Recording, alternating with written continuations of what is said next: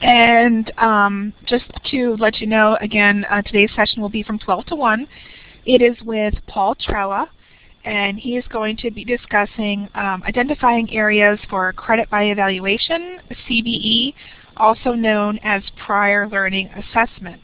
And on that note, I will turn things over to Paul now.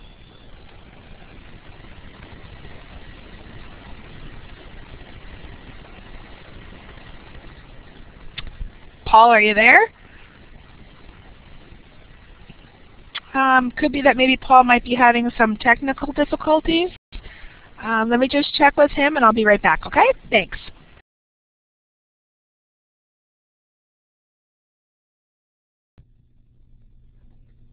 Hello, can you hear me?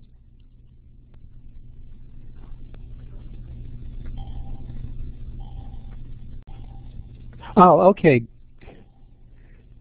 Great. Okay, good, excellent. Yep. Okay, I think I got the problem resolved here. Yeah, it was down here. Okay, on that we got through that little thing. As I said, I was looking at your questions. Many of you had indicated that you do have some potential areas that you could have evaluated for credit, which is what we're going to be looking at today. A couple of things I think that are very, very important to understand up front. The evaluation is always done on what you have learned from a particular activity. And the learning and the credits should be similar to, for example, like lower level credits that you might earn in a local community college. And if there are areas that you're looking for advanced level credit, that would be taught in a similar kind of course that would be taught at a four-year college or a university. Now, like all good things in life, they don't come free, but it's always worth the effort, especially now. You know, let's face it, tuition is going up, books cost more, are much more expensive, so why not take the opportunity to see if you have credit that you might get to add to your program through this process. And it's a process that it's going to take some work on your time, and especially work that you'll be doing with your mentor to identify areas, to find ways of expressing and identifying just exactly what you had learned, putting them into writing, sending them off to the assessment office in preparation for an evaluation that will be done by a person who has expertise in your particular field. You'll be working with that individual, perhaps answering some questions on telephone, a discussion, or maybe they even might ask you for additional information. And that, could we have the next slide, please? And that's a little bit about me on that, all kinds of things. The latter part there, I became very interested in occupational information when I worked for the state of Florida a long time ago, both in their Office of Disability Determination, and that was the area where people who were filing disability claims under Social Security, their claims would go to, and then later on for the Office of Workers' Compensation. And in both areas, I worked primarily with in occupation. What did this individual do that he or she could not go back to because of their injury or illness? What kinds of additional work or other kinds of work that might be available to this individual, maybe perhaps at a lower level, etc.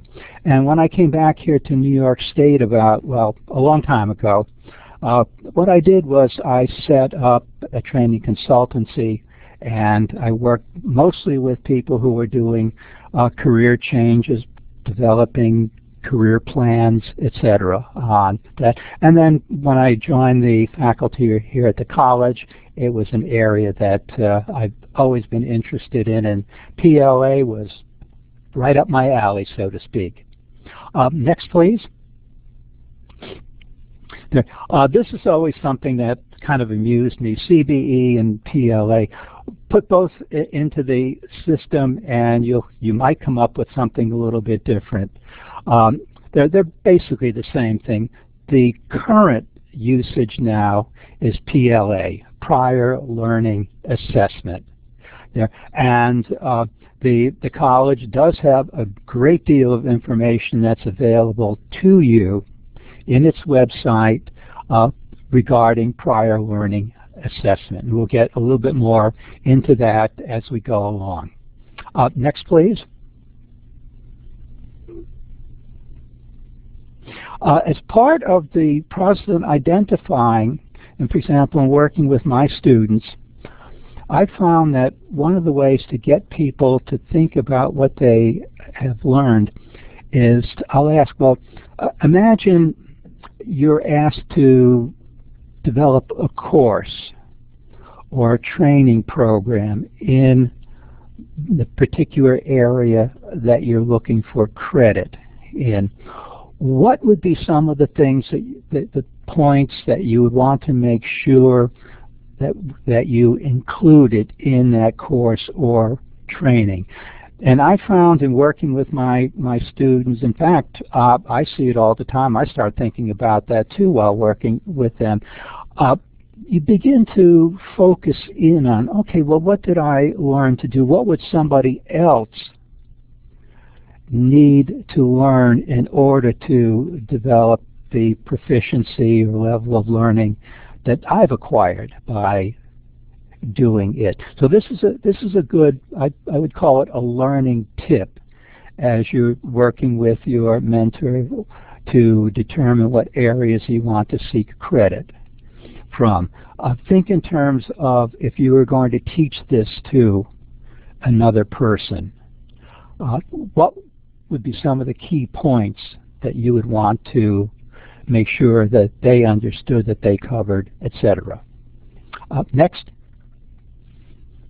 Okay, acquired learning, and this is a very, very nice way of looking at it. We've all acquired learning, and gosh, if you sat down and tried to figure out what learning you've acquired over your lifetime, you could probably write volumes and volumes of it, right from the first time when you learn how to, things like riding a bicycle or playing a particular kind of game, for example. And then when we get into the work that we do, the work that we previously have done, whether full-time work or part-time work, let's say if you had been working as a clerk or working in customer service, what would be some of the things that you learn about customers and serving customers there that you can say, gee whiz, if I were doing a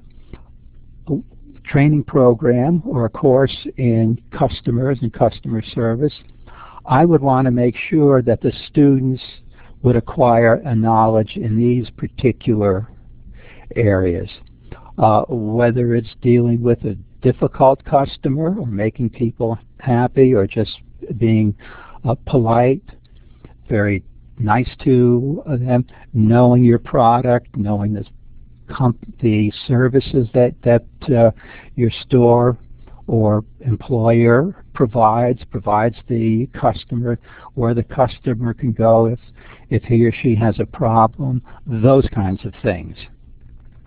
This just shows any number of other areas as to learning that it was acquired, in this case, in a work-related situation. Next. This is something, this actually was one of my students a long time ago who said, well, gee whiz, I don't have anything that I could have evaluated for credit. And then in the course of a conversation, I found out he is, or was, an avid stamp and coin collector.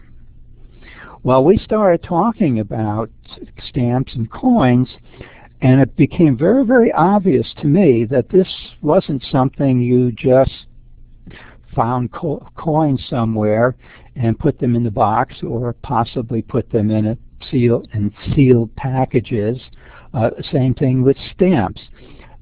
He began to tell me about particular stamps and coins, pointing out the history of them, how stamps came about, why they were used, what do coins tell us. In fact, he had sent me a picture, he had a fairly extensive collection of Roman coins.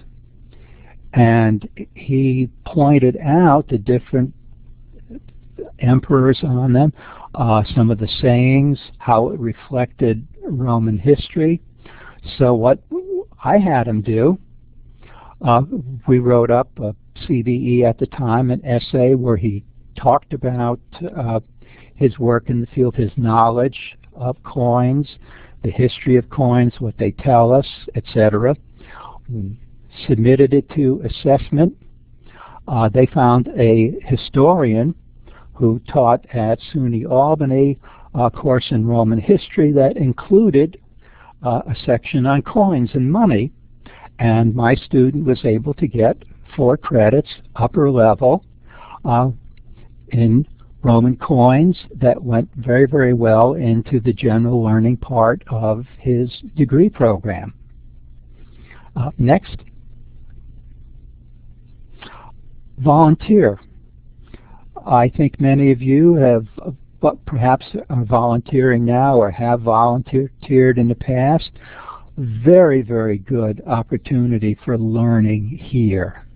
If you volunteer in a soup kitchen, or, for example, are working in a hospital, or rehabilitation facility, or any number of community-based organizations, you probably will learn you will learn quite a bit about the clients that you are serving, that you're working with, something about, for example, why they're in the facility. Perhaps it's a soup kitchen that serves primarily street people, and many of which are out there because of long-standing mental disabilities, mental problems, poverty.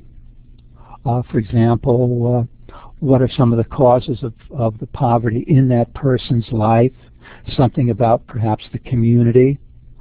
And all of this can be put together to show what is it that you've learned. And you don't need to be a CHS major. If you were history or business or anything like that, there's no reason why you couldn't seek credit in that particular area. Next. And this is something I raised one time, not too long ago, with one of my students. And I thought about it, and one of the other mentors here had done it very, very successfully. Parenting. This stay-at-home parent, or just parenting, period, grandparenting. Some of the things that you learn, all of us who are parents have learned over the years certain things about raising children, certain things about children themselves, etc. This is the kind of learning that it can be very, very easily evaluated. Disciplining children. And again, this is the kind of credit that fits in all of our degree programs.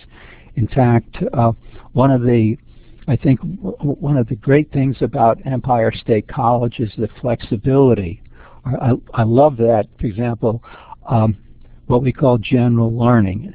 You're a business major, and you get credit there. Well, it fits into general learning, and it's still good credit that helps you get your degree, helps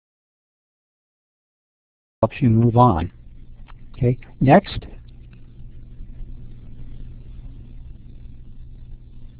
And this is one of my favorites. This is actually another student that I had who said, I'm a real nut for detective fiction.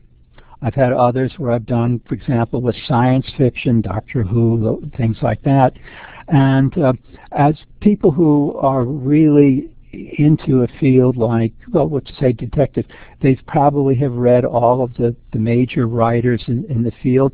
In fact, many colleges and universities offer courses in detective fiction. We used to have a course here that was upper level course under literature, and I think it ran for 3 or 4 terms, and it was a wonderful course because it was liberal arts, and there really wasn't any special prerequisite for it except that the student just need to do upper level work.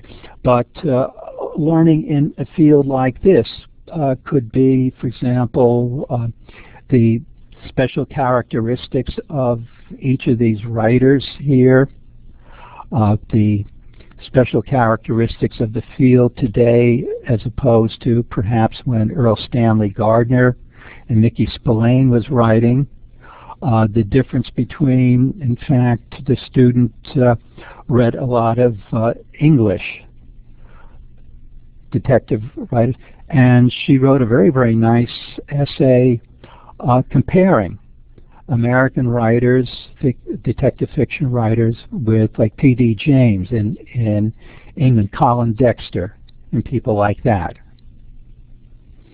Okay? This is a little bit hard to see on that, but what this comes from is that there's a form that is filled out there, and your mentor can go over it with you, and this is where the student goes ahead and puts into this form a discussion how the learning that he or she acquired and how it was acquired. I always tell my students, the more information that you can give to the evaluator, the stronger the chance that you are going to get the credit that you are seeking. I used to do what it used to be called CBE, for training and development, and a slam dunk for me was the one paragraph, not even a paragraph, maybe a half a paragraph that said, I did a lot of training, and then in the discussion with that student, it never really went beyond that. And I said it was a slam dunk because the questions I would ask about the theoretical parts of it, curriculum, etc., they usually didn't have an answer to. Whereas the student who I knew would probably be getting a very, very well-written essay that went over, for example, like this year, user group meetings to explain just exactly what that person did and what they learned from it. In fact, one person I remember very, very well who said, and it was a clincher, when she said, the first thing I do is to make sure that I have enough extension cords and the outlets work. Well, you think about that, and gee, credit for that. Yes, everybody knows it. I suspect if you're like me, you've been in training sessions, whether at your office or wherever you work, and all of a sudden, they plug in the electronics and nothing happens, or they turn on the computer and all of a sudden they can't find the program, etc. There, so little things like that says a lot about what the student had learned. Okay? And what this comes from here is information as to the work that went into that. The purpose of, for example, this would be quality assurance in the software industry. And in this case here, one of the first questions that the evaluator might ask, well, in your view, what is software quality? What is software assurance? And they would go through these areas, and what they would be looking for would be, what's the student's knowledge and understanding of that? And they're probably going to be looking for something more than, well, yeah, quality, we want to make sure that it works. The case study there about the gas pedal, I think if you recall, Toyota had that problem, and it knocked them out of the #1 spot in as far as the world's largest manufacturers there. So these are the kinds of things to get out there. And again, software assurance, what does that mean? Functionality, usability, ease of flow, etc. Okay, next. A good link here. This will take you right on into the information that the college provides on PLA, Prior Learning Assessment. There's a lot of information in there, including books on certain very common areas where students seek credit. For example, marketing, supervision, customer service, and some microcomputer applications, etc., that outlines the areas that the evaluator is going to be looking for information to assess the level of learning, as well as the difference between upper level credit and lower level credit. And if you're looking for upper level credit, it's more theoretical. This is the old system here, prior learning, and then it's buried down here. These are the guides. If you look down how to request, the subjects most frequently requested by students. There again, and there's no cost either, so you don't need to worry about having to pay anything.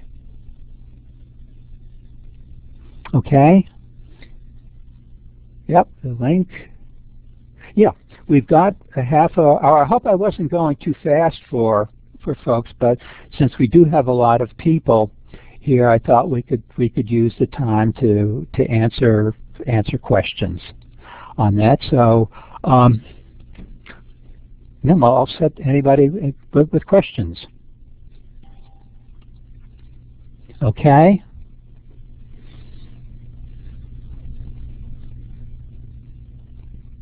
Okay, Eric, go ahead and type in your question.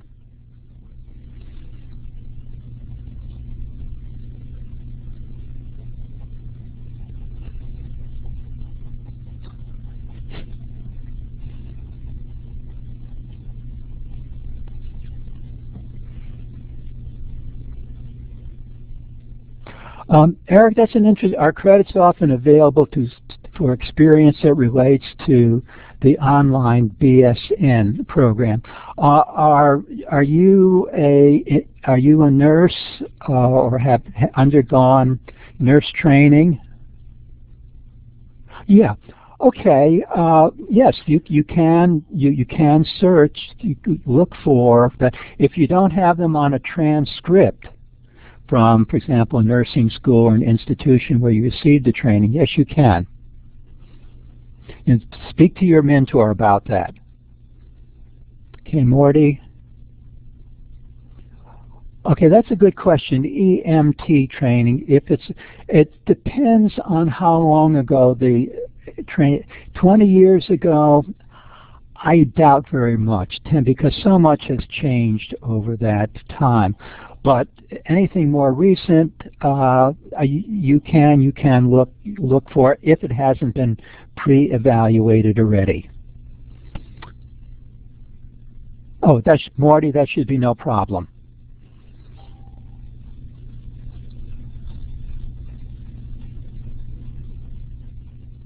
Okay, Jacqueline.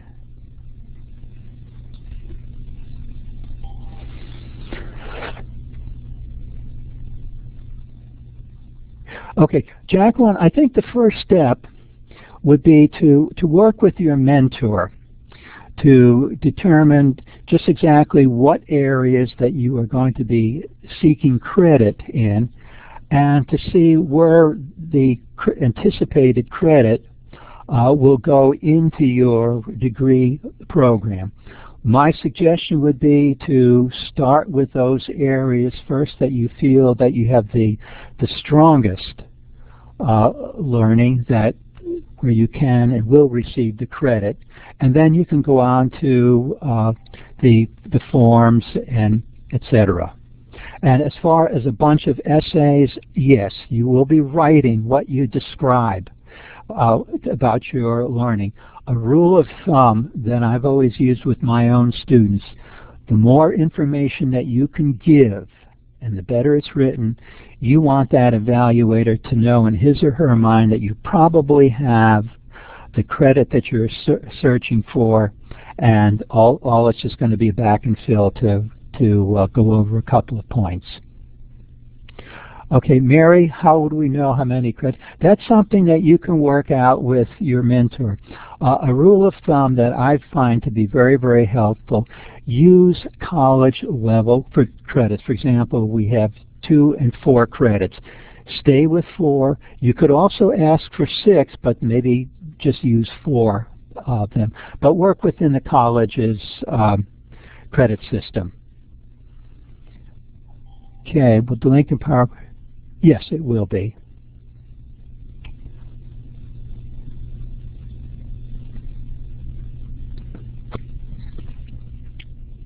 Okay, Daphne.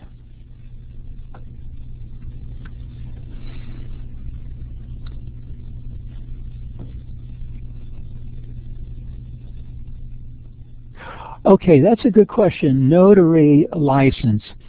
Depending on the state, that may have been already evaluated for credit. If it's New York State, it would come under PONSI. And you can get that information through the college's website.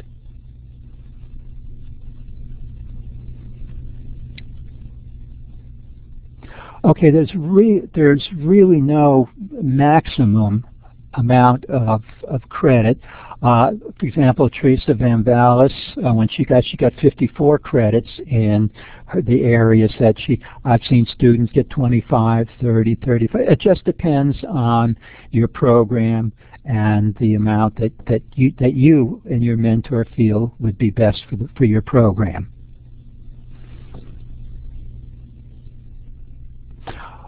Okay, now liberal credits, that's a very, very interesting thing. For most of the areas, like in the business program, there's no issue about liberal. But when you get into things, for example, detective fiction, those kinds of courses in the learning, they're usually liberal because they deal with literature.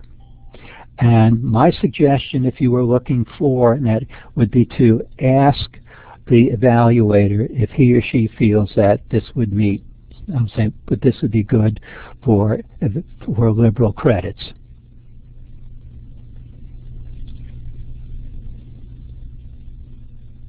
Okay, Quentin, interesting. I wanted to submit the employment verification when I submitted my PLA.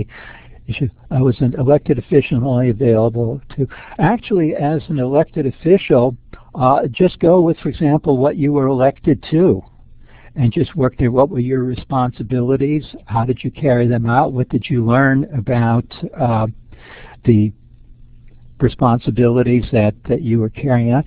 If you were, as an elected official, what did you need to, there are probably a couple of areas there. How did you get yourself elected? Your program, your campaign, etc.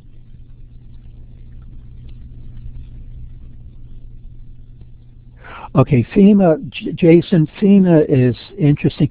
Many of the FEMA programs may be pre-evaluated for credit. If so, through the American Council of Education, the college recognizes. So what you would do, you would have your training record from FEMA sent through to the admissions office.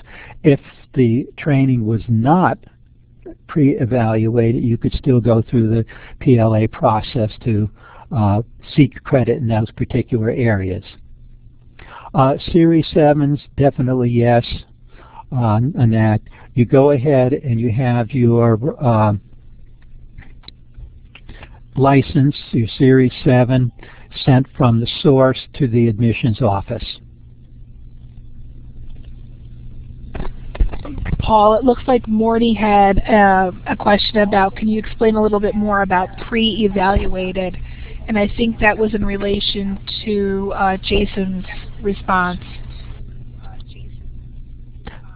Okay, yeah, pre-evaluated credit means, for example, like through the American Council of Education, it's a nationally recognized organization representing colleges and universities across the country who have looked at, for example, training records, training programs, courses offered by government agencies, offered especially if you've been in the military, you have an arts or smarts transcript.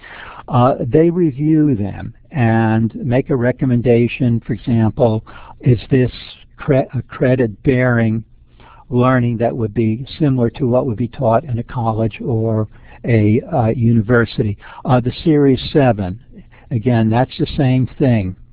They're for the people in the financial field. There's a lot of, there are tests involved in it, tests given by professional organization.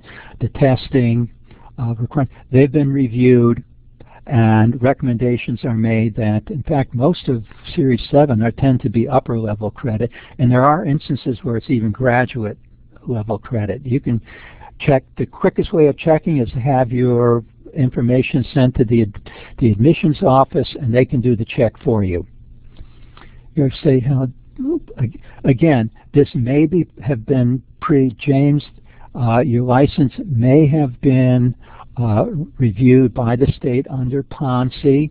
You can go to the college's website and look under PONSI. In fact, if you go back to that CBE thing, there is a list there.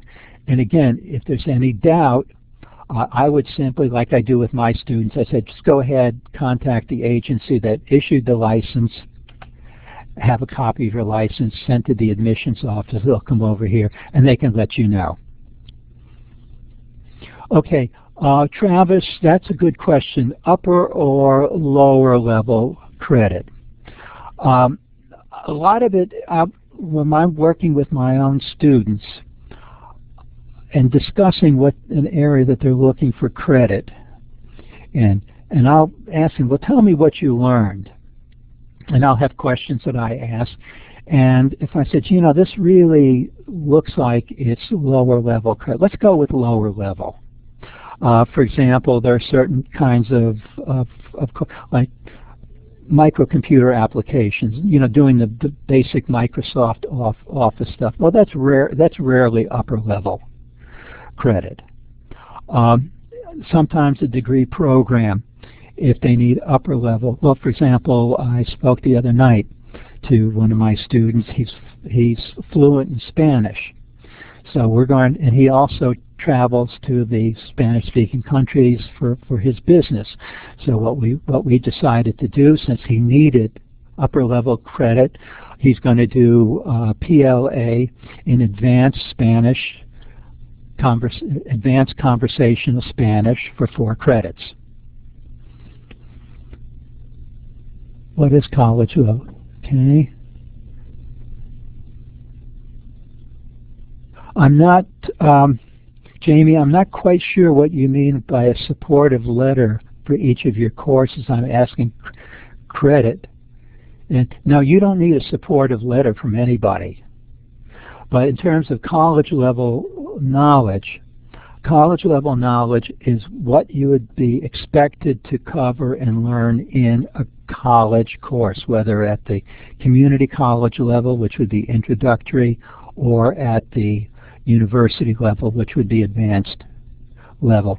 But in terms of asking employer to verify that, I've never had any of my students do that at all. Completed through. Deborah, that's in labor offer metrics learning. That's something similar. My guess is that it might not have, but I could be wrong, that the metrics learning is very specific to the Department of Labor. What you can do, have a copy of your training record in metrics sent from the personnel office of the State Department of Labor to admissions, and if it hasn't been evaluated, you might work with your mentor to determine which of the areas that you had acquired learning in through that training that you'd want to seek credit in. Paul, there was a question from, where is it, from Carol that we missed. It said, how difficult are the evaluations when you are talking to someone on the phone? If you provide a good enough essay, does it help? Oh yes, definitely. I just go from my own experience when I used to do the PLA. If I had a very, very well written essay that explained the learning, etc., it was much easier to, and the student had his or her copy of it. I think it was much all I needed to do was just back and fill a couple of places or ask for clarification on that. So it's always a good point to provide the best information that you can in the initial essay. In terms of the working with the evaluator online, most are very, very helpful. I haven't had any complaints from my students about so-and-so was not responsive or anything like that. And then I think there's another one that we missed up a little bit above from Charlene. It says, is there a cost and where can it be found before deciding to do it, so as to work it in my tight budget? Okay, yeah, that's a very, very good point. You can go to the college's website. Now, there's been a change. I believe it started in January. It used to be, it was a straight-up fee of $300. Now, I believe it's been broken up into segments. 1 to 8 credits is a specific 8 to 16, and so forth and so on.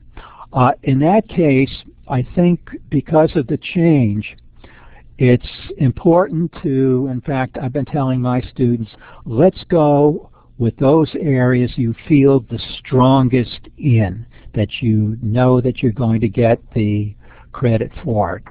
But in terms of savings to your budget, PLA, no matter how it's set up, is always, because remember, this is not a course that you have to take, or these are not courses that you're taking or buying books for.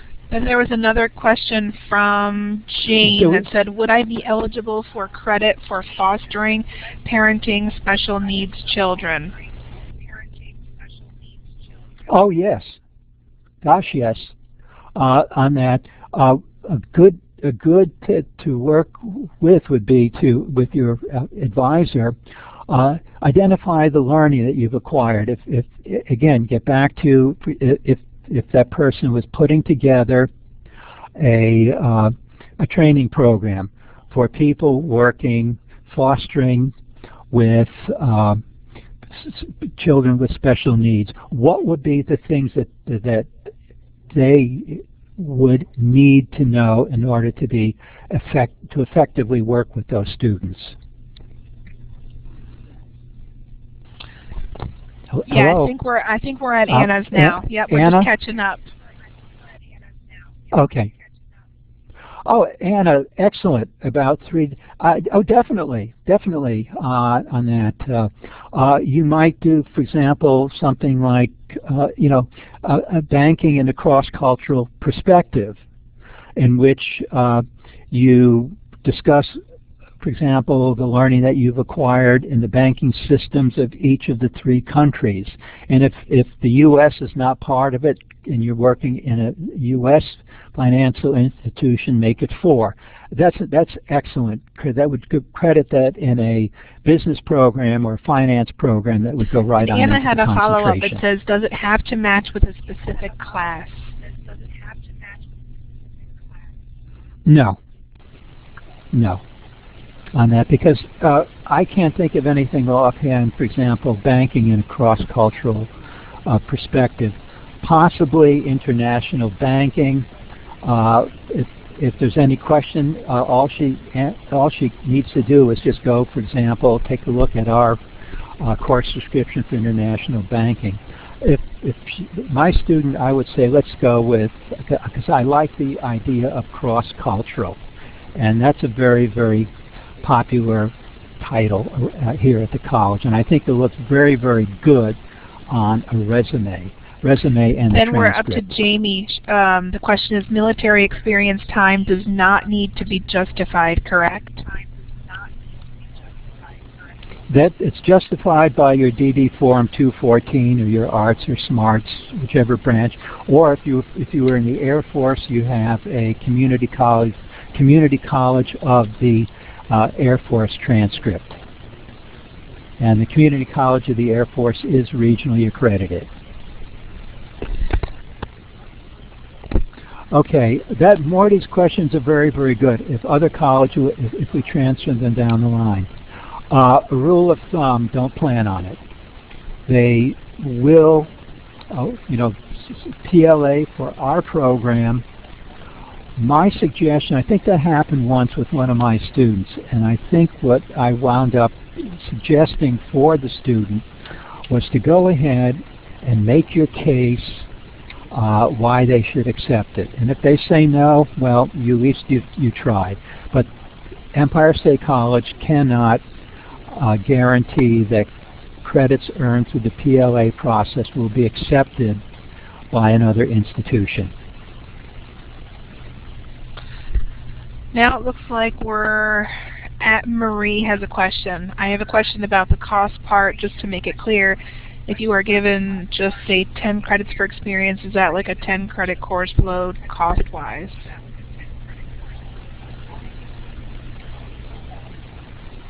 I think I understand with the credit. Whatever the, for example, you take 10 credits and multiply it by the current cost for credits, and then multiply those same credits by the cost for the PLA, and I think you'll see the difference.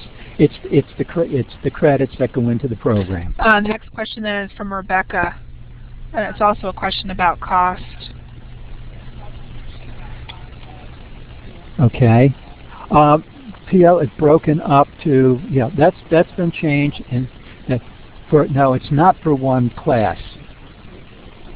It's for each particular area that you wish to have evaluated. For example, you may... I just brought up the website too, where it says changes in student services and related fees. And if students scroll down a little bit, it'll show the rate right there. About halfway down it says the rate for IPLA depends on how many credits a student requests, and it gives the cost right there. So I'll put this link in the chat area so students can also refer to it later after this session is over. Great.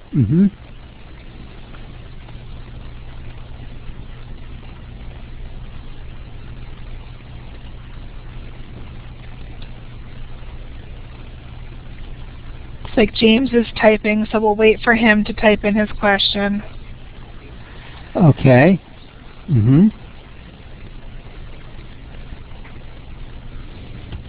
Oh, okay, James. Maybe we missed that. Let me see if I can go back up.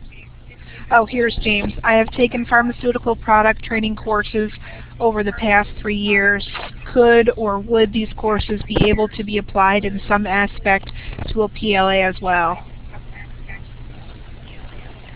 Okay, the product training courses would be specific to a company like G&D Cereal or one of those companies. I would probably bundle that into, for example, James, if you were a pharmaceutical sales representative, bundle that into, for example, sales and sales management there, rather than taking or customer relations, customer behavior, etc. And then you can include them in that rather than saying, well, here I took this, we had this unit on customer service, and there was another unit on the product. Yeah, James says, yes, that is currently what I am doing as a job. I would go with, for example, sounds like to look into things like sales and sales management, customer relations, those kinds of things. While I'm waiting for Roberta to type in her question, it looks like Marie had a question. So I might be given 50 credits for experience, so it could possibly cost me close to 2,000 to 3,000 roughly. It was more of a statement.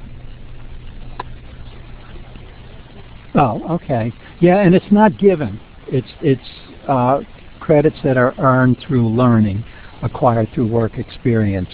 And the credits would have to be requested, etc.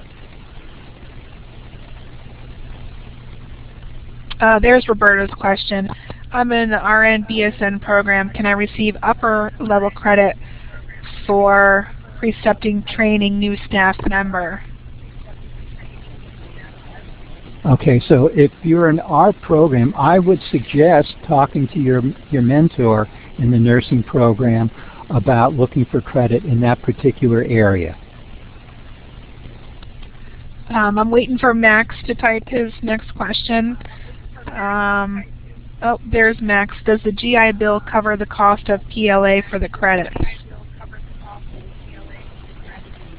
You would probably need to talk to your VA representative, or you can talk to someone. We have a VA representative on campus up here in Saratoga as to whether or not your benefits. I don't think there should be any problem with it, but it's always wise to looks like ask. the next question is from Anna. Sorry for all the specific questions. I speak 4 languages.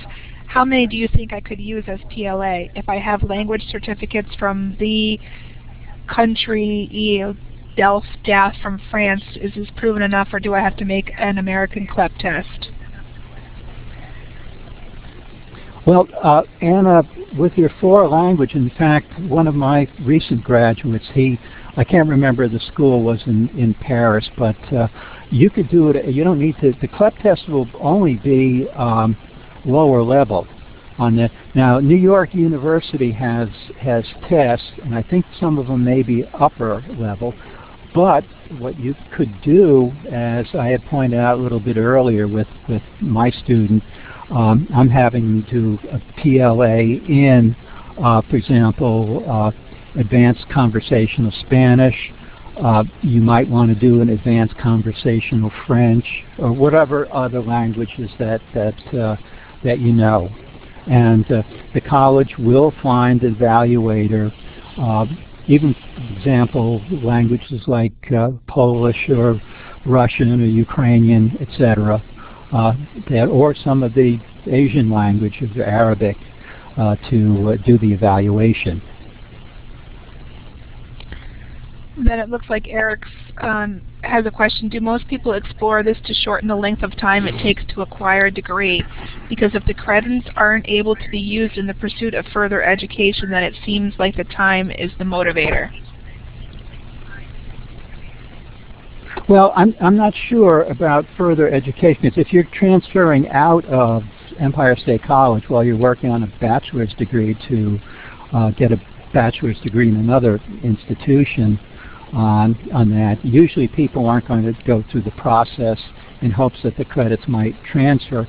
Now, students do go ahead and try PLA to earn credits for areas where they have learning, so they don't necessarily need to take a course. Eric said no, to go on for a master's in nursing. Well, bachelor level credits don't transfer into a master's program. So the credits would not transfer from a bachelor's program into a master's program, if that's what you meant. that was his question. Looks like he's typing a little bit more. He says, meaning having met requirements. Okay. Now he would use the PLA to earn his bachelor's degree, and the bachelor's degree would be, in my estimation, have a bachelor's degree in hand in nursing to go on for a master's degree in the field. But the credits themselves won't transfer into the nursing program, because at the master's level they're graduate level credits, and undergraduate level credits will not give you graduate and credit. He said they'd see a transcript and not question classes not taken due to learning experience. No. No, it's becoming much more common on campuses now. In fact, even in the more traditional schools, they're going more towards, because for one thing, student body is getting older. Men and women are coming back to colleges and universities. You know, if you've been a director of sales somewhere and you want to get a degree, and someone say, well, gee, you know, you have to do our introduction to sales. Well, you've been doing it for 20 years on that. No, they wouldn't on that. There, especially if it was covered by your bachelor's degree. Of course, with PLA, it's very important to understand the credits won't go on the college's transcript until the degree program in which they're found is approved by the Faculty Assessment Committee and is concurred by the Office of College Assessment Resources. Eric said, okay, thanks. There's a question from Quentin. It says, I am leaving next month to take a TESOL, T-E-S-O-L course in Shanghai, China. Can I get credit for this training? Okay, that's it. For the test itself, no, there wouldn't be credit for it. Is he learning Chinese, or is he learning English, or, well, TESOL would be English. Quentin, can you provide a little bit more? He's typing right now. Okay.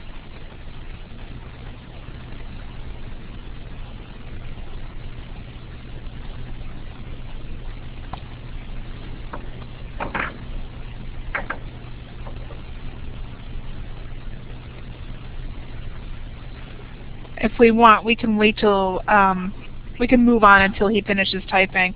Sure. Because we have about 5 minutes left, and it looks like we still have like 4 or 5 questions to get through. So the next question is from Anita. It says, I apologize if this question's been asked. She was late. Would I get credit for a real estate license if it has expired? Would I get credit for IT infrastructure library certifications? They are 30 PMI points in most cases. I've also taken networking, application support, customer support over the past 10 years. Would these classes count towards credit? Okay, what she should do is to have the certificates or the training records sent from the source to the admissions office. On that, there may be possibility that some of the IT type courses may have been pre-evaluated for credit, and the college will recognize that credit. Okay, thanks. Marie also has a question. She said, I actually might be confusing myself because my mentor has me taking a 2-credit class this semester called Finalizing My Degree, and the 50 credit experience thing might be tied into this. I probably need to talk to my mentor. I do need to write up a full report on all of my past experience in human service field, which I have 8 years experience. This is my first semester at Empire, so everything is so new and I'm still learning. I need only 20 credits to graduate. Okay, that planning and finalizing, what you're doing is you're planning your degree there in the human services field. What you'll have at the end of the course is a degree program that will include the potential credits that you want to transfer in to the college. the credits that you will need to finish the degree, and you'll send that in with a rationale statement. You should also include the credits that you are seeking through the PLA process. You won't submit one essay for 50 credits. It's going to have to be broken down by whatever areas. For example, on things like interviewing techniques, crisis management, and things like that. Now, the program will not get approval. You'll get a conceptual review until all of the PLAs have been completed and the credits have been recommended. By all means, she should be in contact with her mentor to go over all of those things. And Quentin was clarifying. He said, I'm going to learn Chinese, but I'm going first and foremost for this training in order to teach in China for a couple of months. Oh, okay. I think I know what he's going to be teaching English as a second language. Yeah, he could at some point when he comes back, he could seek credit through that teaching English as a second language. Well, he wouldn't be taking the test there, but if that's what he is going for, any Chinese language that he learns there, he could also have that evaluated through the PLA process. Anita, I'm getting something on a video here. I didn't know what this is all about. Just exit out. Yeah, there shouldn't be any video coming through. Mm-hmm. So we have about a minute and a half left, and it looks like I have like maybe 3 more questions. So we'll finish up with these questions, and then we'll end this session. Yes. Anna has a follow-up question. She says, does it mean a foreign language certificate is not enough? I will have to talk to somebody on the phone in French. I haven't spoken it in quite a while. There's no guarantee that the certificate from, for example, a French language school had been evaluated for credit. What she can do is she can have the certificate sent from the source to the admissions office, and they will tell her whether or not it's been pre-evaluated by a source. Now, if she went to a French university, she could have her transcript evaluated by Wes out of New York to give the equivalent of the American-style credits. In fact, if she wants to, she could also do that with her certificate. Now, there is a fee for it, and it's a fee that the college does not cover, so it would have to come from her pocket. Jacqueline has a question. She said, what is the time frame it usually takes to go through the whole process if I am diligent with every requirement on my end?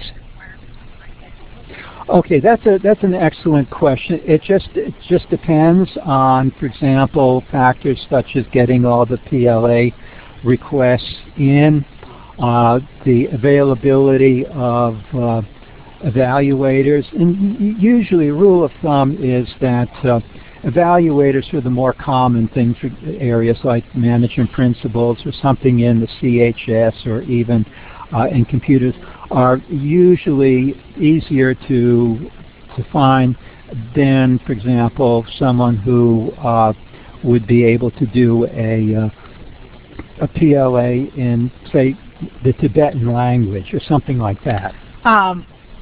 There, but it's always good. It's probably not a good idea if the student has a approved degree program and there's still PLA there, and trying to see if it can all get done in 15 weeks. That might not work. I have a question from Jamie. I am lucky to have the assistance of the CEO of the community health center I work for mentoring me. As we reviewed the degree options, she pointed out that I could teach most of the course in the associate's degree program for community and health services. Should I ask for credits for the associate level, or should I shoot for the BA level degree based on the 20 years I have in the field? Okay, I wouldn't just the 20 years. It's the level of learning. My thought would be first work with your mentor to see what areas you could plug in the credit from the evaluation process to help move the program forward, whether it's introductory or advanced level. My thought is that it's always a good idea to go with as much advanced level as possible, because from my experience, when students are short, they're often short of advanced level credit. But again, the key element here would be to work with her Empire State College mentor to determine, for example, what areas to look for PLA and where they would go in the program. And we have one last question, and then we'll be done, and it goes to Max. If I have the state submit courses to the admissions office, does that get you out of writing essays and interviews for the credits? Well, if it's been pre-evaluated, and and the student will get a report that will show that let's say it's New York State, Ponce recommends that such and such, 3 credits lower level, 3 credits lower level, 3 credits lower level. Yeah, because that's we recognize that, so that's done. There's no need to do essays or anything like that for those particular areas. But if not, and the student still wants to go ahead and get credit in those areas, then they will be doing the essay and having the telephone conversation with an evaluator. Well, it looks like we have run out of time. We have answered all the questions, so we are going to end today's session. Paul, thank you very much for your time today. Well, and thank everybody who participated, and excellent questions. Yes, thank you. And like Paul said, thank you all for joining us today, and we hope you have a great day. And as a reminder, the recording along with the PowerPoint slides will be sent to you in email within the next few days, so keep an eye on that, because I had a couple questions regarding that. So thank you. Have a good day. Okay.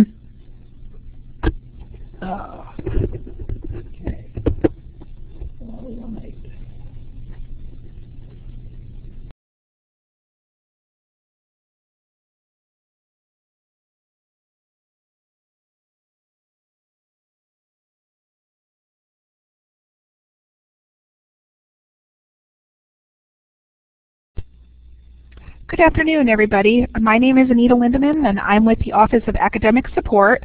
I am actually signed in, you'll see me as Teresa Van Vallis, so just wanted to let you know if there's any confusion there. At this time, I'm going to conduct a quick audio test. So if you could hear me, if you could click on the raise hand icon and just keep your hand raised, that'll let me know that you can hear. Great, Max, thank you.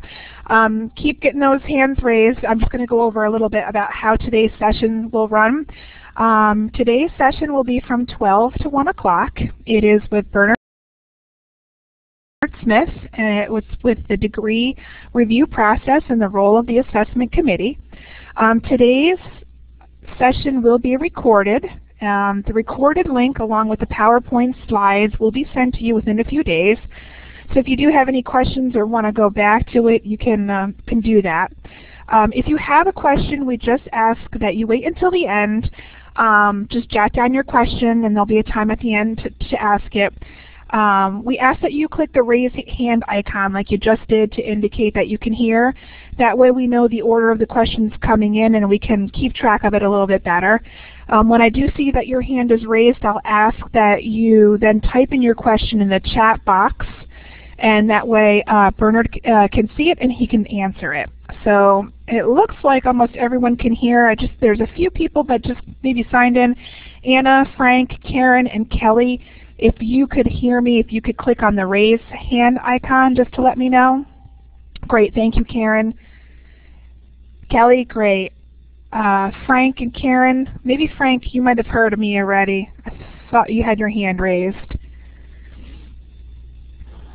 And I see some more people coming in, but we're going to go ahead and get started. Great, thank you, Frank. So I will pass things over to Bernard now, and it's the degree review process and the role of the assessment committee.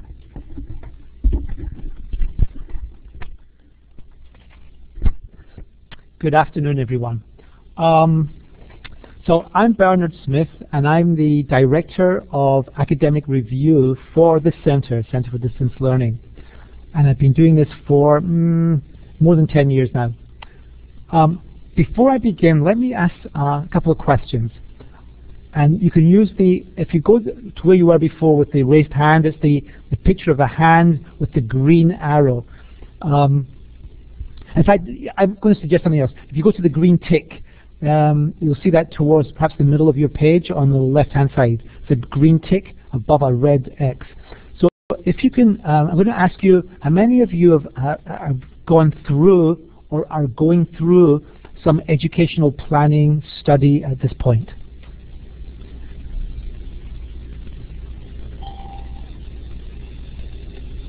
Okay. And how many of you have submitted your degree program to your mentor for submission to the assessment committee? Again, the green tick. Okay, a few of you have. Okay, that's good to know. And I presume the rest of you have not yet begun educational planning, or may have questions about educational planning and pardon me, the degree review process. So I'm going to step back a little bit before I talk about the role of the assessment committee and even the degree review process. I'm going to step back a bit and perhaps tell you some things you may know some things about, and perhaps put it into a different or a particular context that will make, I hope, a lot of sense when we begin to think about, and when I begin to talk about, the review process and the role of the assessment committee. Slide 2. Degree program planning. And as you must have heard from your mentor, that you're going to be designing your own plan of study. And your plan of study is going to be your degree plan.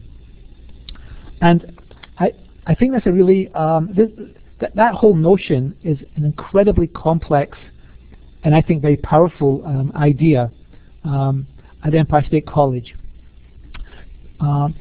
You design your own plan of study.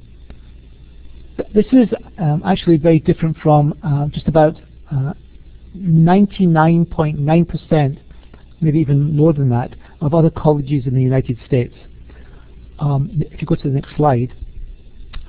Because in other colleges, the curriculum is designed by faculty, and you have some choices in what you take, but the curriculum is already pre-established by faculty.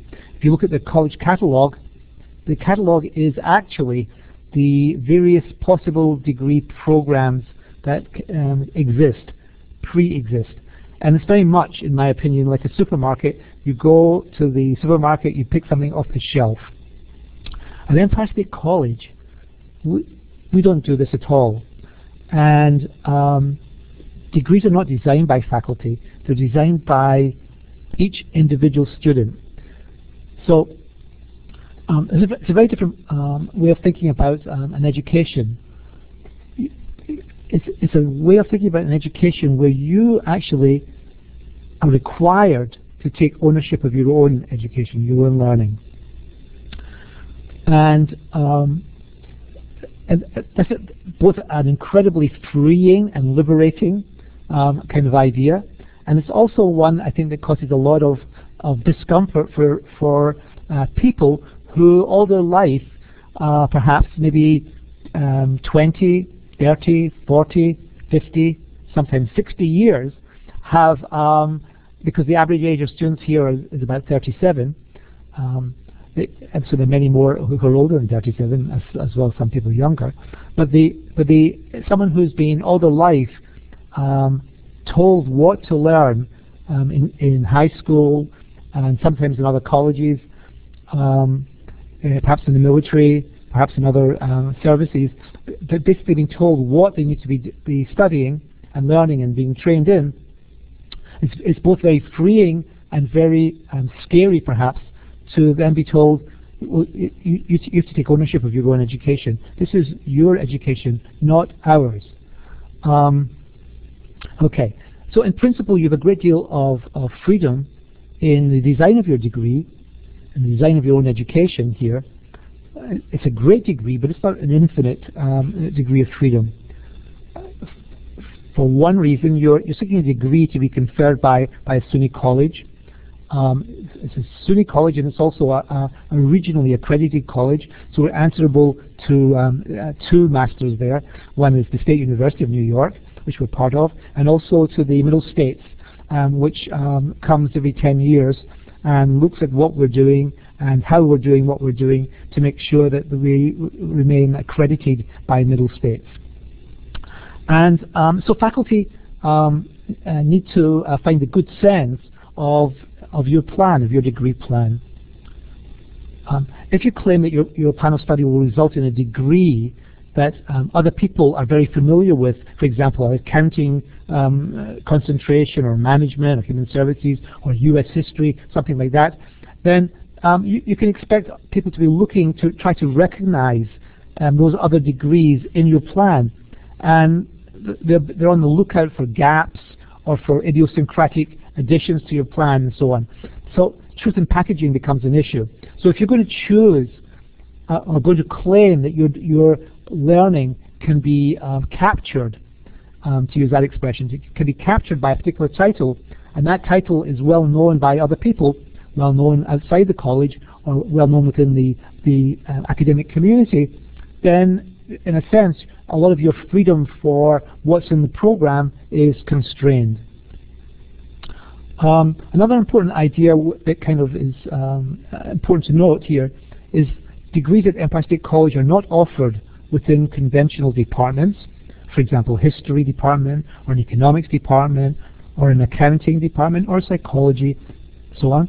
They're offered within what we call areas of study. Next slide, please. And areas of study are kind of unique. Departments are defined by the academy, by the universe of colleges. And they're constituted and constructed by conventions, believe it or not. However, most people outside the academy think of these conventions as somewhat natural. They don't really grasp that these are conventions. So that, for example, and I think, for example, that they reflect the very nature of reality. So psychology, the department, studies psychology, and mathematics, the department, studies mathematics. Economics, the department, studies economics, and physics, the department, studies physics. And those departments teach what they study. But actually, if you, from a more sociological perspective, physics and economics and mathematics and psychology are in fact defined by the departments that study them. So they're not. So that what they study is, as well is not. The boundaries are not natural but conventional.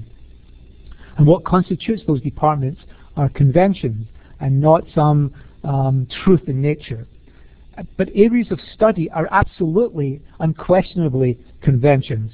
Our business management and economics department, our community and human service department, our social structure, theory and change department, even the names tell you that those let me call them departments for the time being, but these areas of study are actually absolutely defined by this academy, by this college, not by anyone else. So we say, oh, the area of study, BM&E, is this. CHS, Community Human Services, is that. Educational studies is something else. And the point is that our degrees are constructed in terms of our areas of study. And that means that whatever degree you're seeking here, and whatever degree you're planning, it must actually fit into our area of study, into one of those areas of study. And there's an exception to that when you do, for example, if you're offering or requesting a double concentration using 2 different areas of study, so the college permits you to design your program using 2 different areas of study, and you have to show certain conventions and certain rules about the concentration at that point. Pardon me. And so what you're doing is you're designing your degree, you're selecting your studies so that it fits, it addresses, and is shaped by our published guidelines for these areas of study. And that's a really important thing, because your degree actually here at Empire State College is in the area of study. You have a concentration in that area of study, but your degree is actually in the area of study, not the concentration. And next slide, please. Okay, so I'm beginning with that kind of thing in mind, about the notion of the area of study and how that actually, in a sense, defines the type of degree that you're trying to earn here. I'm beginning to look now at the review process. And if you think about it at Empire State College, there are 5 layers or levels of oversight.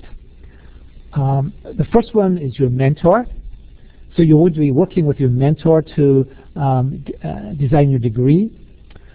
Then and that's a very individual, one-on-one type of discussion that you're having.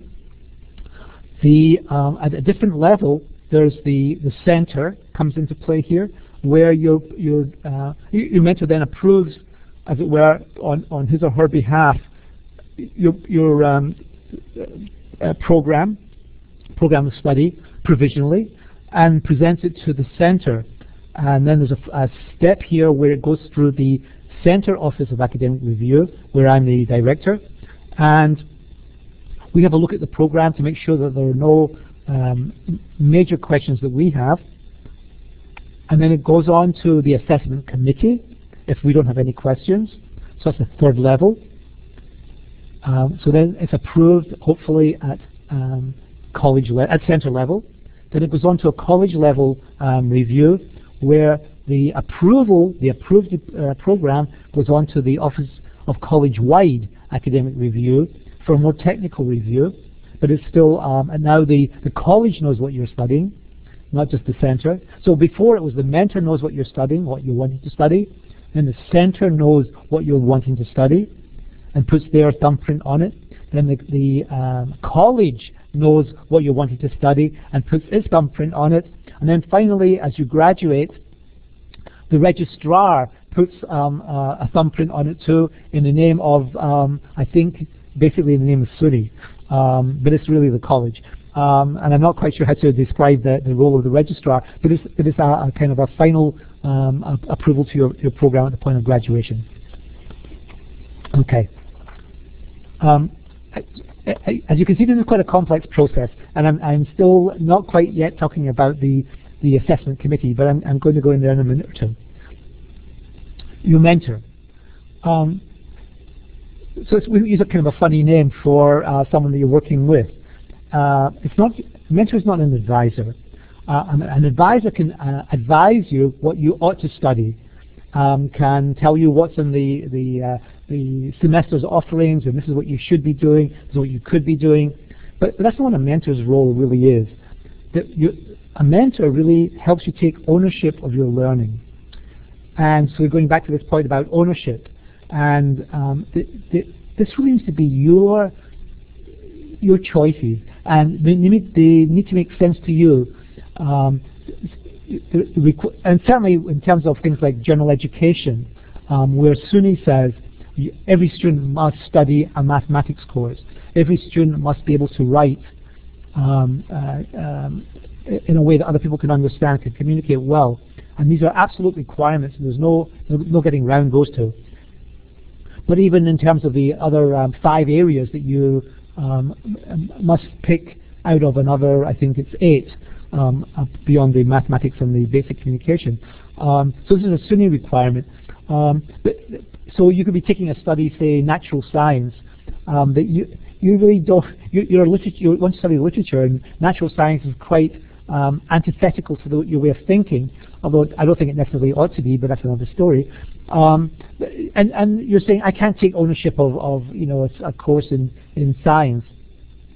But one of the things that we try to do here then is to make the science requirement fit many different ways of thinking about science, so you could come to it as someone who's studying literature and make sense of science. You could come to natural science as someone who studies history and make sense of science. And certainly as a citizen of the world today, one needs to study science, needs to have an understanding of history, an understanding, I think, of other cultures, of our own culture, and so forth. So the idea is it's important to be able to take ownership and then to take ownership of your learning. But a mentor, as I say, is not an advisor. And kind of the metaphor I would use often is like a travel agent. Travel agent can't tell you where you ought to go on vacation. You can tell the travel agent where you want to go, and they can tell you the places that might be worthwhile visiting. How much time you want to, a good travel agent, how much time you want to spend in one place rather than another place, and can help you navigate the obstacles and challenges. But the trip is yours. And a really good travel agent is not in the business of telling you that, you know what, you ought to be traveling to Norway this year, because that's a great place for you to go because you haven't been there before, or something like this. That's not what a travel agent's job is. But if you say, I want to go to Norway, they may say, well, the places to visit are. And you might want to spend 2 days here, but not more than a week there. Okay.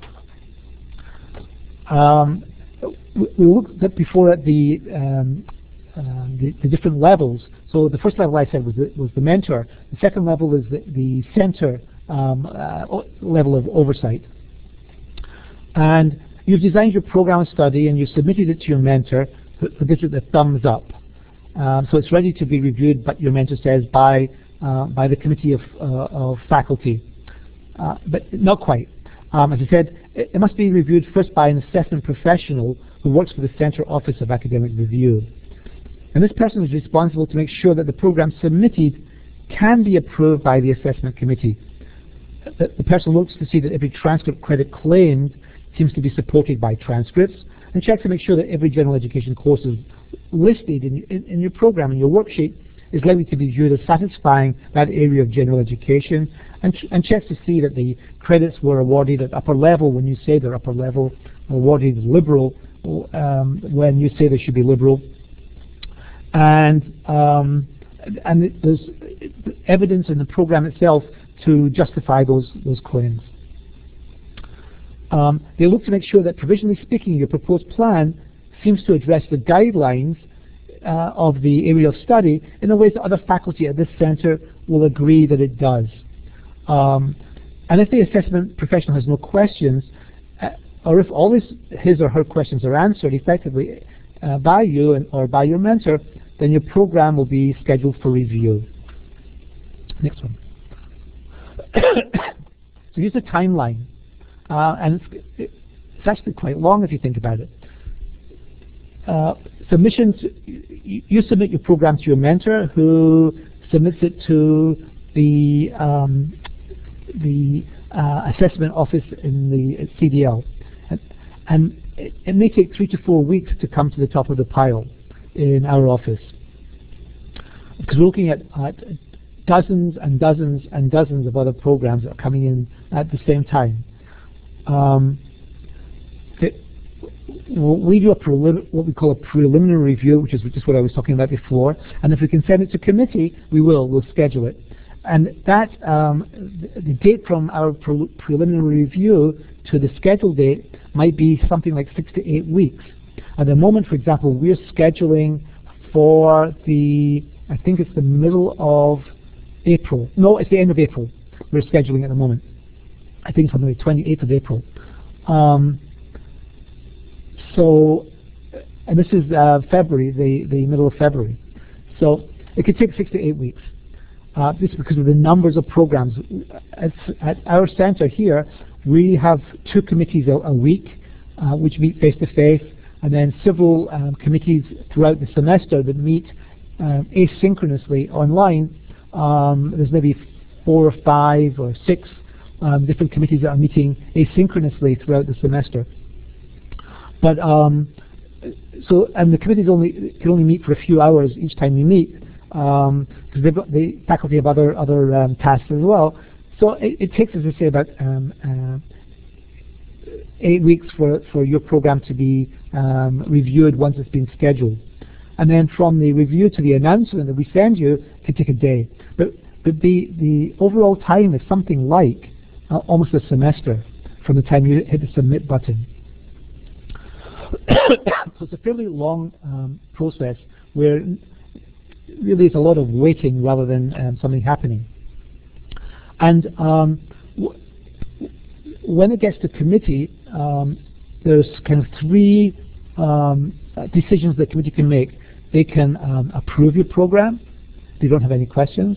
They can approve it pending certain responses to questions, or they can defer any kind of agreement to approve the program because they've got significant questions. They really need you to basically spend a fair amount of time going back to the drawing board and either rethinking a significant part of your program. It may be the rationale doesn't really address what they're hoping to understand from your program. There's a 4th kind of review that the committee does as well, which is called a conceptual review, and that would be if you've included experiential learning, but you've not completed the experiential learning. You may have done the interviews with the evaluators, but the evaluator has not yet sent us a report, and so the committee can't approve your program without seeing the evaluator's report. And the important thing here is that the evaluators are not awarding credit. The committee awards the credit. And the evaluator is making a recommendation for an award of credit based on the knowledge that you were able to demonstrate during the interview. Next slide, please. The assessment committee itself. The committee is made up of 3 faculty members, usually in 3 different areas of study. And so the 3 faculty members are rotated every time the committee meets. So there's different people in the committee made up of all the faculty, both full-time and part-time faculty here. They're not, as I say, they're in 3 different areas of study usually, and they're not necessarily, and nor are they expected to be, and according to policy, nor should they be, experts in your specific degree. They are experts in degree planning, and they read your rationale. That's the essay that you're writing to justify your selection of studies, and they closely look at your degree program. Your rationale is an explanation of your selection of courses and studies, and they want to look for and hope to find the good sense of your selection of studies, your degree plan, in your rationale. Your rationale explains why you've chosen the studies you chose. And the reason for your choice is to be found in the research you performed and the data you brought back from your research. The research you performed, I'll go into in slightly more detail in a minute, is to look at the kind of range of studies that people would have in their degree program. The committee may find the data you brought back perhaps too skimpy to answer specific questions they have, or too skimpy to answer basic questions that they may have, or they may find the data you show to answer all the questions. They don't have any further questions. You've done due diligence and due research in providing the explanation for your selection of studies. Your degree is not necessarily the degree that they would have designed if they were asked to design a degree, but if your rationale addresses their questions, then they'll approve your plan. Again, faculty at this college are not constructing and defining and designing your degree. You are. And when you do it, you can't. It's not simply because I say so. That doesn't count. You can't say I want to study X, because I want to study X. That's fine, you can do that, but that doesn't make it a degree. And you're not simply, for most people, you're not simply looking to study something. You're actually saying at the end of the day, and my studies add up to a degree that the SUNY college can confer upon me. And so there's a slight difference then. You can study anything you want, absolutely study anything you want. But if you say, and this forms a degree, then there's kind of a negotiation. Well, is there actually a degree in your selection of studies? Will the end result be either a 2-year degree, an associate degree, or a baccalaureate degree? Will it be a BS or a BA? Will it be in community and human services? Will it be a degree in, let's say, interdisciplinary studies or historical studies, cultural studies, business management and economics? These are kind of the issues. It's just a degree we have here. And so one of the things that the committee uses then are the area study guidelines to help them see whether your program makes good sense. So, for example, community and human service degrees need to cover kind of 4 basic areas. Every community and human service degree, no matter what the concentration is, needs to deal with the skills used, appropriate skills used in your particular area of the human services, the knowledge that you need to work with whoever it is you're working with in human services. And that might be clients, it might be other human service workers if you're in human service management or administration of some kind. You need to know, for example, the attitudes and values that one needs to have to work with clients in the human services, and also there's an expectation that you have practical experience in working with clients before you graduate, and that can be done in a virtual way through an online study that kind of does role playing in some way, or actually takes you out into the street to do particular things, or it could be your own volunteer work or other work you do or have done as a human service worker, although perhaps without a degree. And it's the same with BM&E. There's certain kind of expectations. For example, the classic one that we often find is there's a kind of do you have the quantitative skills that's expected for someone in a particular area of BM&E. It might be you need the accounting skills, maybe you need the statistical skills, or some other kind of mathematical decision-making skills that you would expect from someone in a particular type of BM&E degree. Okay, your rationale. Rationale, the committee is looking for an answer to 3 different questions. And these are really simple questions, but they're simple to say, but complex perhaps sometimes to address. Your rationale answers, what do I already know? And that's from your past learning. It could be transcript learning, it could be experiential learning. What do I still need to learn? That's what your rationale is going to speak to. What do I still need to learn? And the third question it answers hopefully is, and how do I know this? And this is what I was talking about before in terms of the research you've done. So the research you've done tells you what you still need to learn and why that makes sense in terms of this degree, and you're able to talk about what you already know in terms of what one needs to know in order to earn the particular type of degree that you're hoping to earn from the college. So what do I already know? Well, it's all kinds of prior learning. And I'm talking about prior learning transcripts, experiential learning, which is pre-approved. Maybe it's military training you've had. Maybe it's working in the fire service or for the police. Maybe it's you've got some human service like KSAC learning. You've got perhaps you worked as a stockbroker, and you've got the Series 7, so the FINRA. It's all pre-approved. Maybe you've done scuba diving, you've got some pre-approved credit for scuba diving or whatever.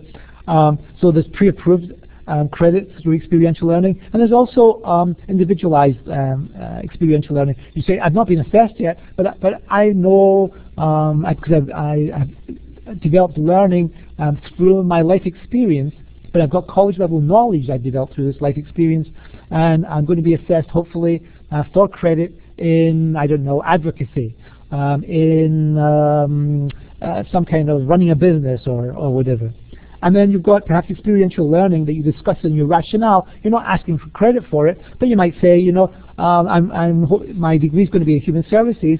I've actually done a lot of volunteer work with, say, I don't know, people with substance abuse, or say battered women, and I want to talk about this in my rationale. I'm not asking credit for it, but if I need some experiential, practical experience in the field, here, I'm telling you I've got it, and here it is. The committee may ask for you to demonstrate some knowledge there, but I don't think necessarily that they have to. And they're talking about it in your rationale might be sufficient. What do I already know from experience? As I said before, PLA is never awarded by an evaluator. The credit is never awarded by an evaluator. The evaluators have no authority to award credit. The evaluator's job with you is to uncover what you know. The evaluator's job with the committee is to describe what you know, and the committee's job is to consider how this learning, how what you know, fits into your plan of study, and then to make an appropriate award of credit based on the recommendations of the evaluator and based on the degree plan and your rationale. So the evaluator is an expert in a particular topic. Let's say the evaluator is an expert in Sanskrit.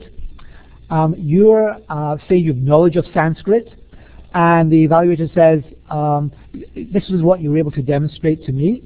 And because of my knowledge of Sanskrit and my academic background, I believe that this knowledge is equivalent to so many credits. Okay? And then the committee says, oh, so that's very good, and we're going to make now an appropriate award of credit based on that recommendation, because we're not experts in Sanskrit, but we know something about degree planning, and we are taking the evaluator's qualification. We know what it is. The person is qualified to make that assessment and to make that recommendation. And but we're also looking at your degree plan and your rationale. And to use those all those credits of Sanskrit in this particular program, you know, that might be a problem because maybe there's something missing from your program that they want to see in your program. Given your rationale, you're saying, oh, I need to have mastered X, Y, and Z. I've mastered X, and I want to bring in Sanskrit. And they may say, oh, so where's the Y and the Z that you said you need to master? We don't see this, and maybe there's too many credits then of Sanskrit for you to there's no space for you to demonstrate this other knowledge that you're saying you need to be able to demonstrate. So the committee may find some redundancy, too many credits in X for a degree in Y, or there may be gaps in your program. If you use all the credits recommended for A, then you won't be able to develop knowledge of B. And you said yourself that knowledge of B is really important. Okay. What do I still need to learn? Okay, here's the problem for the committee often. Most people talk about courses that they want to take. That's not always very helpful, either to you or to the committee. It's not helpful to you because I'm going to suggest that often you do not know what's in a course.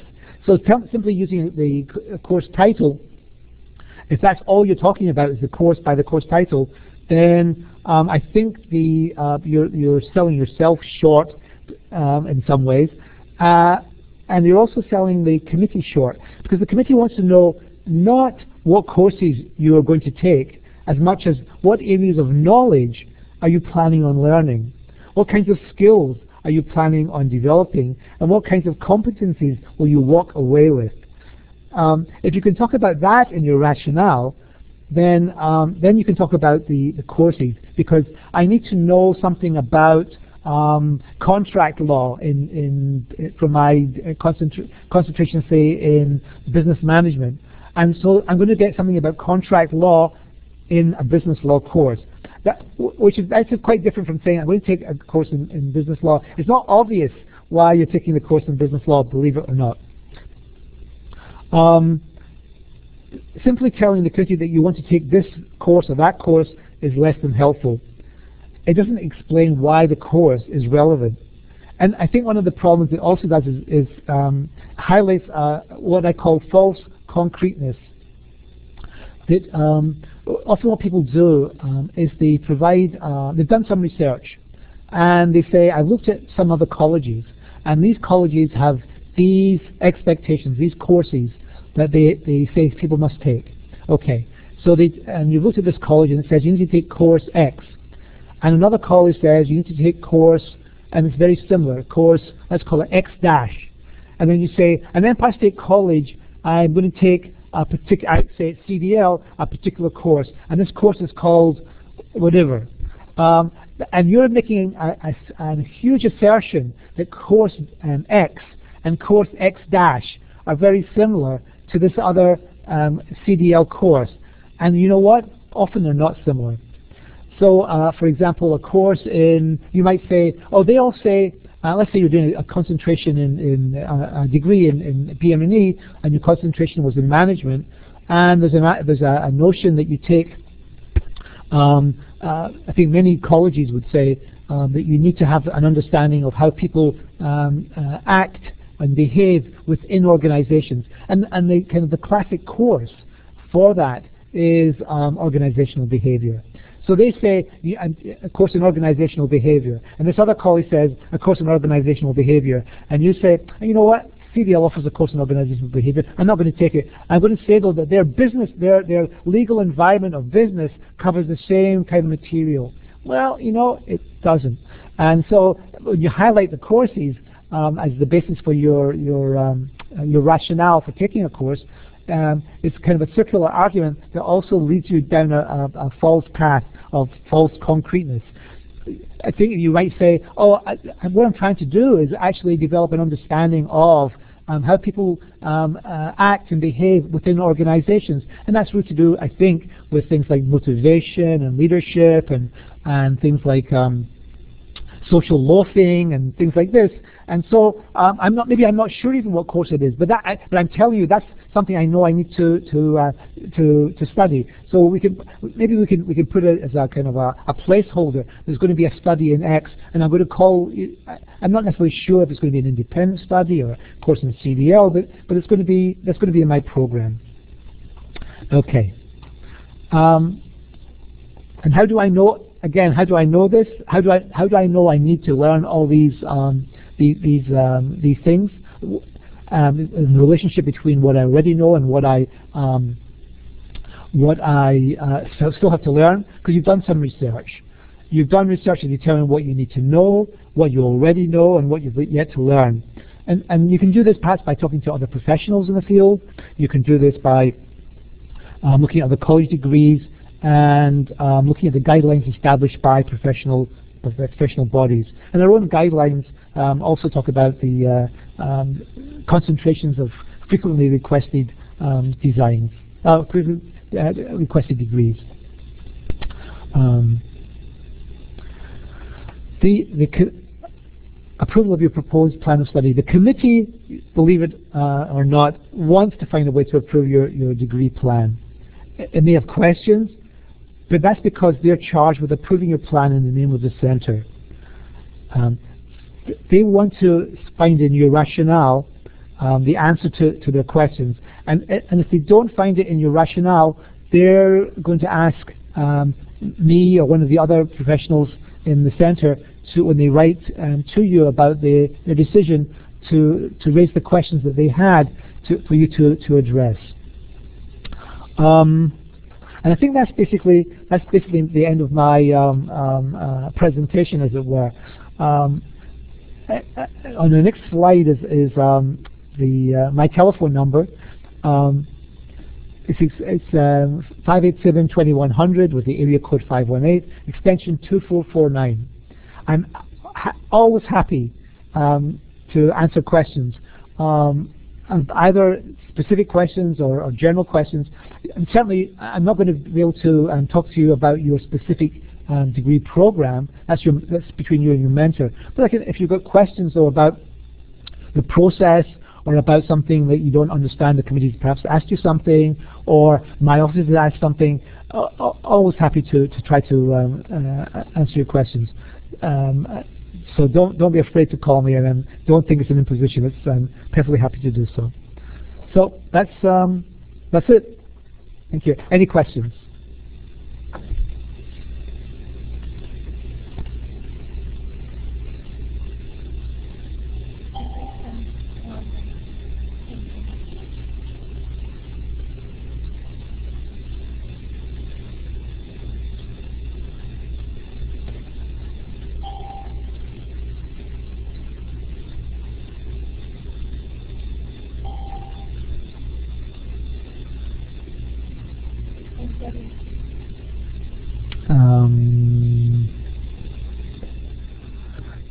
Oh, Debbie, you're asking, will you get a copy of this presentation? I believe it's going to be available in a few days. This is being recorded, and I think the slides for the PowerPoint. I don't really believe in PowerPoint, but the slides for the PowerPoint will be made available to you as well. Larry asked, if the PLA evaluator has given a strong recommendation for approval, how likely is the committee to approve it? I think that's very much like it's a hard question to answer. I think typically committees approve recommendations. They don't question the recommendations, typically. We might question the recommendation before it goes to committee, and you won't necessarily see the questions that we're asking. We might ask for the clarification. The evaluator may say, I'm recommending advanced level credit for this topic that you demonstrated, but when we read the report, we don't see the advanced level learning that's being described. We see perhaps introductory learning that's being described, and we may be using what's called Bloom's taxonomy to make that decision. So we might write back to the evaluator and say, you're recommending advanced level credit. Could you point where the advanced level is coming from? Or the evaluator may say, and we've got one just now, for example, a particular video production, the evaluator is saying he's recommending liberal credit. We have a question about where the liberal credit is coming from in video production. We think that video productions are an incredibly applied professional topic that wouldn't really have the liberal credit you would expect in a discipline like psychology or economics or mathematics or physics. Video production is much more hands-on, producing the program. Not necessarily thinking about the program in an artistic way, but in the technical way, the correct lighting, the sound production, and so on. So we're saying, well, where's liberal credit here? So I think when it comes to committee is basically going to say we're looking at the recommendation, we're understanding the recommendation, and we're going to approve the PLA in terms of the recommendation. Where it becomes difficult is where there's, say, 2 or 3 different evaluations, perhaps by different evaluators, they talk about similar learning. That's not the evaluator's problem or fault. If you say, I'm looking at I want to get 3 different topics, and I'm assessed, one is my knowledge of management, one is my knowledge of running a small business, one is my knowledge of, say, accounting, and actually in the course of the 3 different evaluations, the 3 different PLA sessions, you actually go back to the same topics again and again. And the evaluators, maybe 3 different evaluators or the same evaluator, talks about the same learning. So the committee may say, well, we don't see the unique credits in each one. What we see between the 3 of them is pure. We have to add, not simply in a literal way, add up those credits. The 4 credits in one and say the 3 credits in the other are not 7 credits. They're actually more like 5 credits. And then with the third one, we can see only maybe another 2 credits. So between 3 of them, we only see 7 credits. Although the evaluator's recommendation for each topic taken on its own is perhaps 10 credits or 12 credits. They only see 7. So they're taking the recommendation seriously, but they're actually looking at them globally as well as at the micro level. So that's something the committee must do. Karen, my degree plan has been approved pending some suggested changes. I responded back, and from what I understand, my response has been resubmitted for review. It is my understanding that the review committee has strongly recommended that I take one specific course that I'm happy to add to my program. Since I don't want to extend the length of my studies, I would like to substitute out the required class with one that is already in my plan. Is that allowed? The required. I don't know if there's a the only requirement at Empire State College is educational planning. So I'm not if the committee strongly recommended that you take a specific course, then basically they're saying that their recommendation is organizational behavior. So I presume you're doing some kind of degree in BM&E, and they all talk, all the areas of study for all concentrations talk about an understanding of people's how people behave and act within organizations. And I think there are other ways to skin that cat. Clearly, you can take a course called organizational behavior, and I think though you could take an amalgam of courses that would cover perhaps enough material to deal with the kind of social psychology of organizations and the social psychology of people in organizations to cover that. And it might be things like, I'm not 100% sure what the mix of courses might be, but there might be, there could be 2 or 3 different studies. And if you give me a call, perhaps we can I can talk about it with you. I know one of my colleagues, Pauline Chewy, has had a similar question, and she's probably better able to answer this off the top of her head than I can at the moment. But I think it might be things like if you've taken something like the learning organization and diversity in the workplace, and maybe those 2 together with maybe some perhaps strategic management or something like this would, or perhaps even HRM, certainly international HRM. Those 3, if you have those 3 mixed together in your program, I think that would give you enough knowledge of how people behave and act in organizations. There may be other ways to skin that cat, and I'm a vegetarian, so I apologize, and I also have cats, so I apologize if you don't like that expression, but there may be other ways to deal with that problem. But I think it's possible to include studies in that are not, because again the important thing is not that you've got a particular course, but you've covered the knowledge area or the skills area that you yourself are defining as important in terms of your degree. Travis. Should the topic of what I still need to learn be addressed even as the rationale is completed near the end of enrollment at ESC? I think what I still need to learn is about your degree program. So you're explaining, well, this is what I brought into the college, and basically what you're saying, and so I still need to learn whatever, which is as if you're just starting here. You may have already learned it, but I think you're talking about the what's called in jargon, advanced standing credits is what you have learned already, and what you still need to learn is what you're taking at Empire State College. So I don't think it's a question really about you've already done this here. We don't know. In fact, nobody knows if you still need to learn those things. Because what you've done is you've taken courses perhaps, but we don't know how that fits into your quote degree. And so I think you need to explain that this is what you would still have needed to learn if you're not yet taken them. So in some way I think you still need to address that in your rationale. Yep.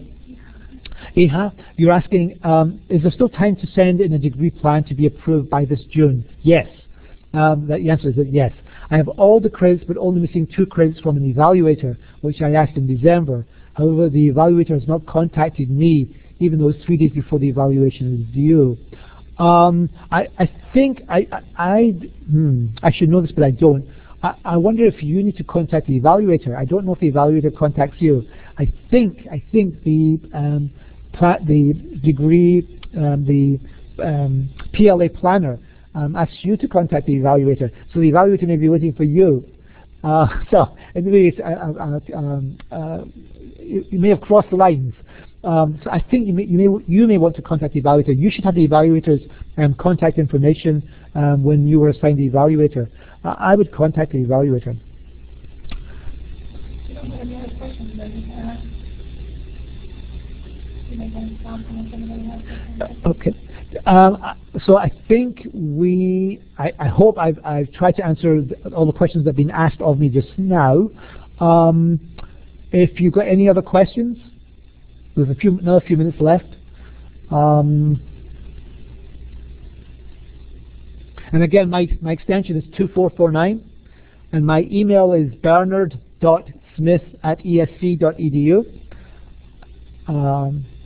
I have hundreds of emails a day, so it may take me a while to get to your email, but I'll do my best to get to it quickly.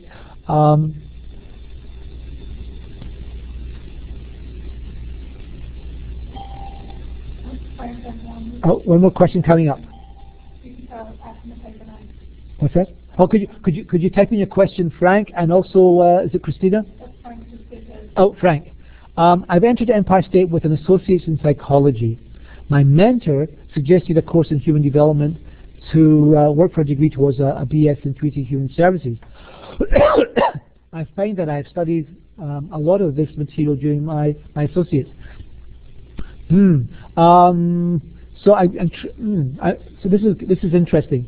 I would think that if you're an associate in psychology, I'm not necessarily sure I understand why you would have studied a lot of the human services. Human services is like, it's not, I'm being grossly wrong here, but it's more like like social services. You're helping people deal with their life situation, whereas psychology, I would have thought, is more about an understanding of why. I'm a sociologist, but psychology is what's going on inside people's heads to explain their behavior. Sociology really talks about how people understand their behavior, but and manage one another's behavior that way. But I don't know that I don't know if I understand how an associate in psychology would self-evidently focus a lot in the human services, unless what you're saying is in human development that you've studied a lot of human development in your psychology, and I wouldn't be surprised about that. I would think that human development is a larger, psychology is a subset of human development. Christina, I'm new to Empire State College. When is the best ideal time to do my degree planning? Whoa, what a great question. The best time is, I would say, that's like, when are you ready to climb Mount Everest? I think the answer is when you're ready. And this is not Mount Everest. So the best time is when you're ready to do it. Degree planning should be an exciting kind of process. I would think you want to do it sooner rather than later, but the best time is the best time for you. That's really a discussion between you and your mentor. So a lot of people do degree planning, not a lot, a number of people do degree planning very late in their career with the college. The college says you ought to do it when you still have about at least 16 credits left to take when you're finished. So I would say do it sooner rather than later, but the best time is when it's best for you. Human development, Frank asked, taking out is covered in material classes I took during my associate in psychology. Okay, so I don't think I'm surprised. I would think that a lot of psychology courses would cover something like human development. I would think that, I wouldn't be surprised. But at the same time, I would say that if the course is called something like Introduction to Human Development or Adult Development or something like that, it's not likely to be viewed as duplicative of any, quote, psychology course. So an Introduction to Psychology or something along those lines is not going to duplicate a human development study, but you may have some of the same pieces, and certainly people like what do they call? I've forgotten. Oh, listen, I've forgotten all the names in human development. But who's the? I can't remember the name, so I apologize. But the greats in human development are also studied in psychology. Anyway. So thank you very much. I can't applaud you digitally, but I applaud you just now for your patience and your presence. Thank you.